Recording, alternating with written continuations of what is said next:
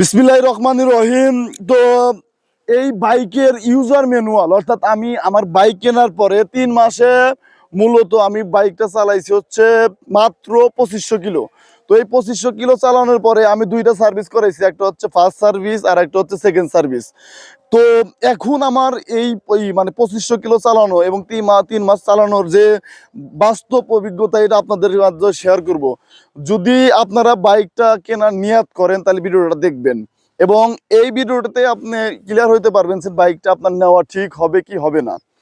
তো এই বাইকটার প্রথমে কিছু মানে আমি যেগুলো ব্যাড সাইড অর্থাৎ খারাপ দিক পাইছি আর কি, ওইটা আপনাদের মাধ্যমে আলোচনা করি। প্রথমে খারাপ দিক পাইছি হচ্ছে এর হেডলাইট। একদম এটার হেডলাইটের আলো একদম কম, একদম রাত কানার মতো অবস্থা।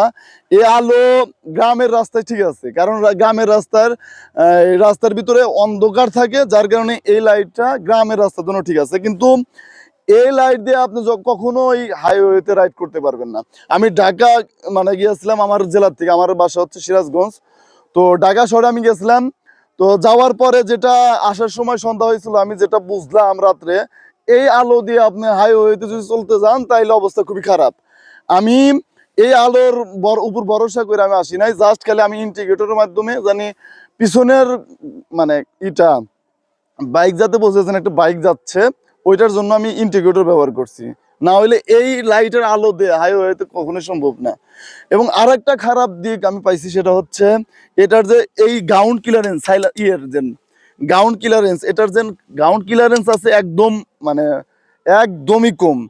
একটা স্টেট ব্রেকার, যেটা রাস্তায় যদি স্টেট ব্রেকার হয়, এবং ওই স্টেট ব্রেকারে আপনি অনায়াসে এটা লাগে যাবে।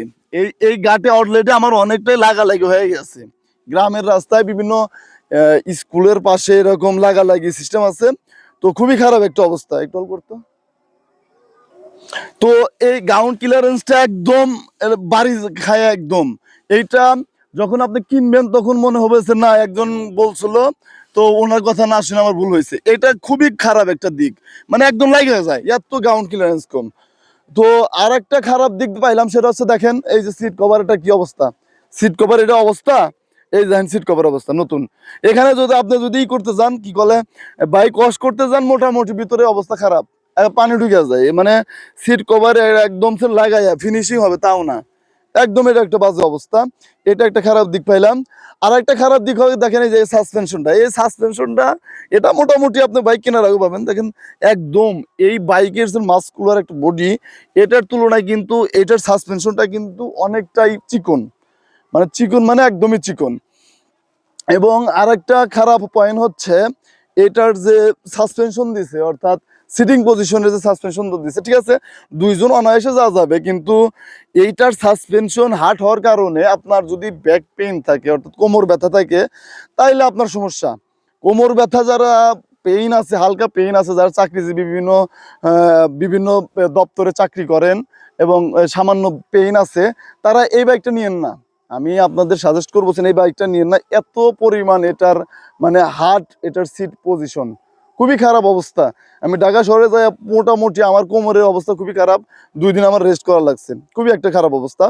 তারপরে আরেকটা খারাপ পয়েন্ট হচ্ছে এটার যে আছে কি বলে গিয়ার অবস্থা।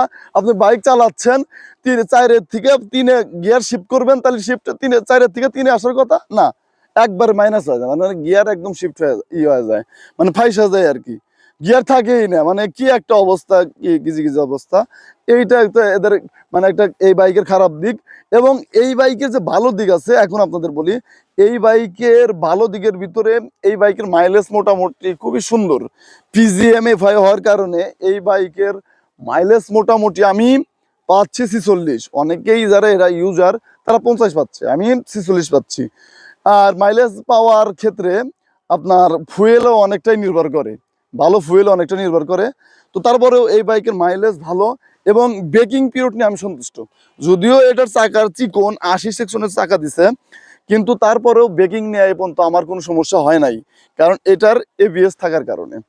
আরেকটা ভালো দিক হচ্ছে দেখেন এটার সিট কিন্তু খুবই প্রশস্ত। সিট প্রশস্ত থাকার কারণে আপনি 2 জন অনায়াসে অর্থাৎ ফ্যামিলি রাইডের জন্য খুবই একটা ভালো দিক এটা বলতে পারেন। এবং এই বাইকটার আর একটা ভালো দিক হচ্ছে এটার যে ইঞ্জিনের স্মুথনেস খুবই সুন্দর, খুবই সুন্দর, খুবই স্মুথ, সাউন্ডটাও খুবই সুন্দর। আমার ভালো লাগছে, আমার ভালো লাগছে। এবং মনে হয়েছেন এই ইঞ্জিন দ্বারা অনেক বছর আমি বাইকটা চালাইতে পারবো। এই তো হচ্ছে এই বাইকের গেল হচ্ছে ভালো দিক এবং খারাপ দিক। তো বাইকটা কেনার আগে অবশ্যই আপনারা দেখে শুনে বুঝে কিনবেন। যদি আপনার লুকটা ম্যাটার করে তাহলে এই বাইকটা নেওয়ার দরকার নাই। আর একটা দিক হচ্ছে যদি আপনার ব্যাক পেইন থাকে এই বাইকটা নেওয়ার দরকার নাই। তো ধন্যবাদ সবাইকে।